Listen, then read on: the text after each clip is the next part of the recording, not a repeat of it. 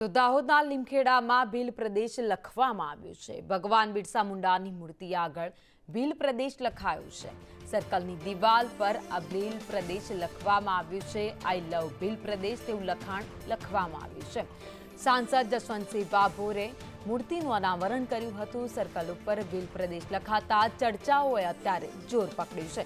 જોકે છેલ્લા ઘણા સમયથી આદિવાસી સમાજ ભીલ પ્રદેશની માંગ કરી રહ્યો છે। વધુ અપડેટ સાથે સંવાદદાતા હેમલ પંચાલ અમારી સાથે જોડાયા છે। હેમલ, બિરસા મુંડાની મૂર્તિ આગળ ભીલ પ્રદેશ લખાણ લખવામાં આવ્યું છે।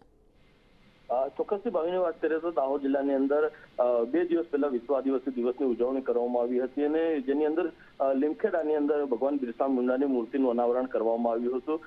તે મૂર્તિની જે સ્થાપના કરવામાં આવી હતી તેની અંદર પણ વિરોધ જોવા મળ્યો હતો। આદિવાસી સમાજના આગેવાનો દ્વારા વિરોધ કરવામાં આવ્યો છે। ખાસ કરીને જે મૂર્તિ છે તે સાંસદના મૂર્તિની જે તકતી છે ત્યાં બાજુ સાંસદ જસવંતસિંહ ભાભોર અને ધારાસભ્ય શૈલેષ ભાભોરનું નામ લખવામાં આવ્યું હતું। ત્યારે આજે સર્કલ પર આદિવાસી સમાજ દ્વારા વિરોધ કરવામાં આવ્યો હતો। સાંસદ અને જસવંતસિંહ ભાભોર અને ધારાસભ્ય શૈલેષ ભાભોરનો વિરોધ કરવામાં આવ્યો છે। ત્યારે એક તરફ ભાજપના મંત્રી ભીલ પ્રદેશની માંગ સામે પાયો ચડાવી રહ્યા છે। ત્યારે ગતરોજ પંચમહાલની અંદર યોજાયેલા એક કાર્યક્રમમાં ભાજપના મંત્રીએ શાબ્દિક પ્રહારો કર્યા હતા। મંત્રી કુબેર ડિંડોરે ભીલ પ્રદેશની માંગ સામે શાબ્દિક પ્રહારો કર્યા હતા। ત્યારે બીજી તરફ ભાજપના સાંસદ જ ભીલ પ્રદેશનું સમર્થન કરતા હોય તેવું સામે આવ્યું છે। સર્કલ ઉપર ભીલ પ્રદેશ લખેલું જોવા મળતા અનેક ચર્ચાઓએ જોર પકડ્યું છે। જી, આભાર માહિતી માટે।